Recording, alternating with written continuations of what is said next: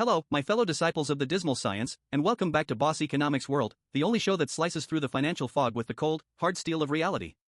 Today, we're unpacking a memo from the high priests of global finance themselves, the International Monetary Fund. They've cast their all-seeing eye upon the sceptred isle, the United Kingdom, and delivered a diagnosis that is, in equal parts, brilliantly obvious and hilariously naive. The date is October 8, 2025. The patient, Great Britain, is looking pale. Growth is anemic, the national credit card is maxed out, and the bond market vigilantes are getting twitchy, their fingers hovering over the sell button. And into the scene walks Dr. IMF with a prescription that sounds like something out of a first-year economics textbook. My dear Britain, it says, have you considered spending less on the poors and more on bridges? Yes, you heard that right. The grand solution to Britain's deep-seated, decade-long malaise is to shift a few billion from social protection, that's IMF speak for welfare and pensions, and public sector wages over to good old-fashioned infrastructure. They even have a fancy number for it: cut government consumption by 1% of GDP, boost investment by the same amount, and voila! A magical 1.5% long-term GDP boost. It's a beautiful, clean, elegant solution. It looks fantastic on a PowerPoint slide in a Washington D.C. boardroom. The only tiny, insignificant, microscopic problem? It's a complete and utter fantasy in the political and economic reality of 21st century Britain. Today, we're not just going to talk about this memo. We're going to use it as a scalpel to dissect the rotting carcass of the UK's economic model.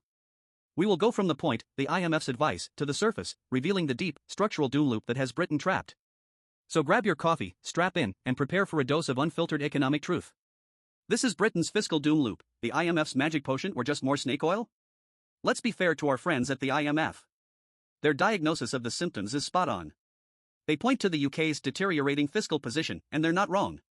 The national debt is hovering at a breathtaking 102% of GDP, a level not seen since the aftermath of World War II.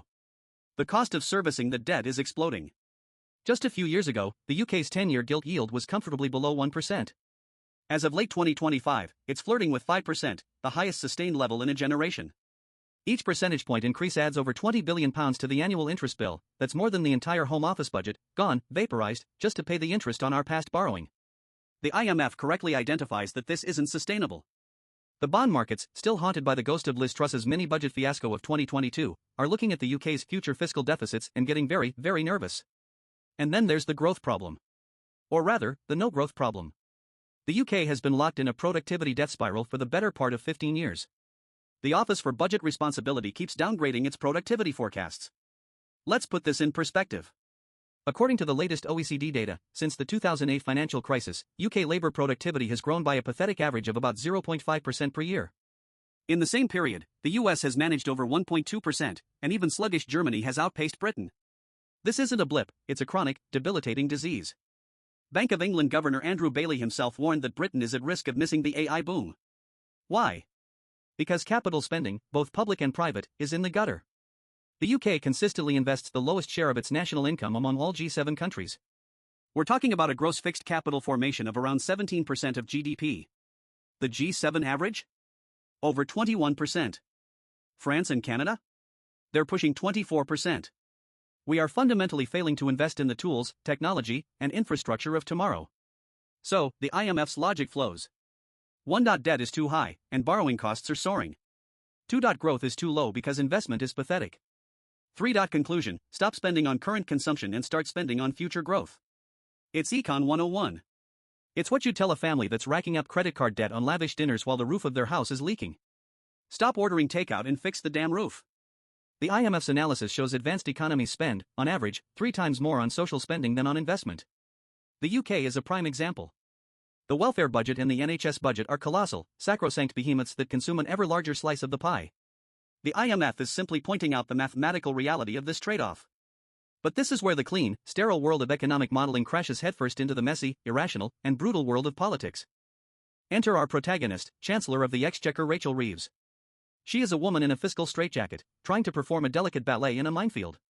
She has a set of self-imposed fiscal rules she must adhere to, primarily getting debt to fall as a percentage of GDP within a 5-year forecast. The buffer she had against breaking these rules was a slim £9.9 billion back in March. Today, after accounting for higher-than-expected inflation pushing up welfare payments, stubbornly high debt interest costs, and that dreaded OBR productivity downgrade, that buffer has evaporated. It's probably negative. She needs to find £30 billion, maybe more, in her upcoming budget just to stand still. So, what are her options? Let's play Chancellor for a moment. Option A, the IMF way, cut spending. Reeves has already tried this. Remember the £6 billion welfare cut she floated earlier this year? It lasted about as long as a snowflake in a furnace. Her own party revolted. The public, battered by years of a cost of living crisis, saw it as a cruel attack on the most vulnerable. Public sector unions are already striking for higher pay to keep up with inflation. Telling nurses, teachers, and police officers they are the consumption that needs to be cut to fund a new railway line is not just politically brave, it's politically suicidal. The IMF report labels the UK's spending as particularly rigid. This is a polite way of saying it's politically untouchable. The triple lock on pensions, the de facto ring-fencing of the NHS budget, these aren't just line items, they are the third rails of British politics. Touch them, and you die. An aging population means the demographic pressures on these services are only going in one direction, up.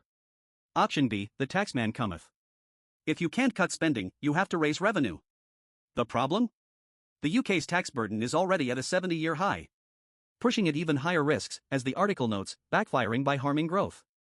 It disincentivizes work, investment, and entrepreneurship. At a time when the economy is already flat on its back, a major tax hike could be the shove that pushes it off the cliff and into recession. Politically, it's also a nightmare, opening the government to attacks of being anti-business and anti-aspiration. Option C, the magical growth fairy.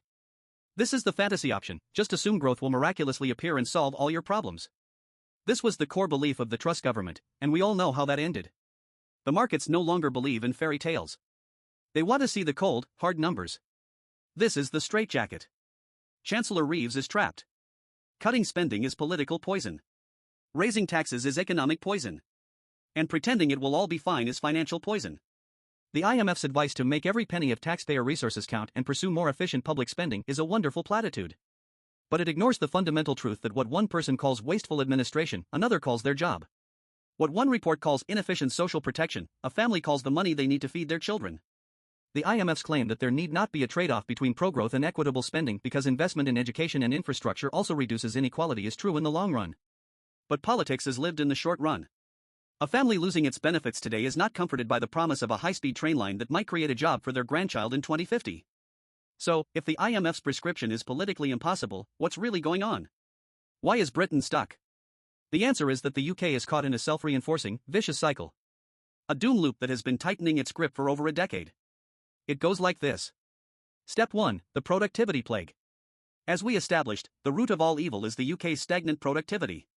Decades of underinvestment in skills, R&D, and modern infrastructure, combined with the economic self-harm of a hard Brexit that threw sand in the gears of trade with our largest partner, has left the UK's economic engine sputtering.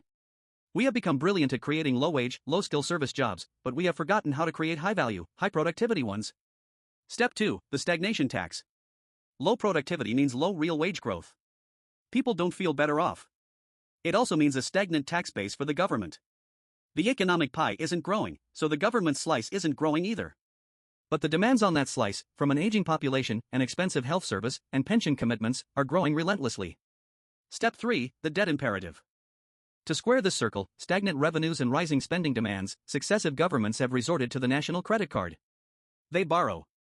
They borrow to fund day-to-day spending, not just long-term investment. The national debt swells, not because of some grand, strategic investment plan, but simply to keep the lights on and maintain the social contract. Step 4, the crowding out. This ever-increasing mountain of debt spooks the bond markets. The risk premium on UK debt rises, pushing up borrowing costs. This means the Treasury has to spend tens of billions more each year just on interest payments. This money, which could be spent on R&D tax credits, new hospitals, or digital infrastructure, is instead wired directly to bondholders. Public investment gets crowded out. The government becomes a slave to its debt, with less and less fiscal space to make the very investments needed to solve the problem. Step 5, the loop completes. The lack of public investment further strangles productivity. The skills gap widens. The roads get more congested. The broadband stays slow. The economy remains stuck in first gear. And this brings us right back to step 1, the productivity plague. Low productivity, stagnant tax base, higher deficits, and debt, rising borrowing costs crowding out of public investment, even lower productivity. That, my friends, is the doom loop. It's a trap. The IMF sees the symptom, low investment, and prescribes a cure that ignores the disease. The disease is the loop itself. You can't just choose to invest more when the political and financial mechanics of the loop actively prevent you from doing so. Look at the US for comparison. It also has a massive debt pile. But the US economy is dynamic, fueled by the tech boom and massive fiscal stimulus like the Inflation Reduction Act. Its productivity growth, while not stellar, dwarfs the UK's. Therefore, it can sustain a higher debt load because the denominator is growing. The UK has the American-sized debt problem with a Japanese-style growth problem. It's the worst of both worlds. So, what is the IMF really telling us? When you strip away the polite diplomatic language, the unspoken message is this: the UK's post-war social contract is no longer affordable with its post-2008 economic growth model. The model of a state providing comprehensive healthcare, pensions, and welfare, funded by a moderately taxed, slow-growing economy, is mathematically broken. The numbers simply don't add up anymore. The IMF's proposal to shift 1% of GDP from consumption to investment isn't a minor tweak. It's a demand for a fundamental political and social realignment. It's asking Britain to have a painful, honest conversation with itself about what kind of state it can actually afford. It's implicitly questioning the sacred cows, the pension triple lock, the universal nature of certain benefits, the size and pay of the public sector. The real trillion-pound question isn't whether to cut welfare to fund a road. It's a much bigger, more terrifying question: how does the UK break the doom loop? What is the grand national strategy for a productivity revival? Is it a radical deregulation and tax-cutting agenda, a sort of trust-like with more competence? Is it a massive, state-led industrial strategy focused on green tech, AI, and life sciences, funded by higher taxes on wealth or carbon? Is it a quiet, pragmatic decision to realign with the EU single market to undo the damage of Brexit and boost trade? These are the real choices, the hard choices, that lie beneath the surface of the IMF's neat and tidy report. But no politician wants to admit the problem is this profound because the solutions are all painful and divisive. So, for now, we'll continue the charade. The Chancellor will find some clever accounting tricks, delay some spending, and announce some stealth taxes to squeak past her fiscal rules. The IMF will release another report next year expressing concern. And the doom loop will tighten its grip, 1 percentage point of GDP at a time. While the economists in Washington scribble their elegant equations, Britain is stuck in a grim reality show called Can't Pay, Won't Cut. Tune in next year for the thrilling episode where they try to fund a Mars mission by raiding the national piggy bank for loose change. Spoiler alert, the piggy bank is full of IOUs. That's all for today on Boss Economics World.